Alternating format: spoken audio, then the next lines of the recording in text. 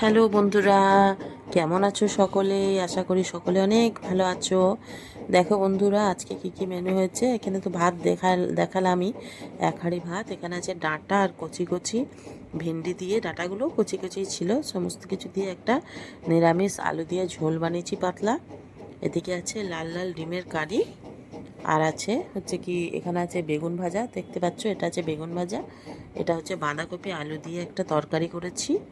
আজকে করতে করতে একটু একটু অনেক কিছু হয়ে গেছে। এখানে আছে ডাল, মসুর ডাল আছে, আর এদিকে আছে বেগুন দিয়ে নিম পাতা দিয়ে ভাজা, নিম পাতা বেগুনের ভাজা।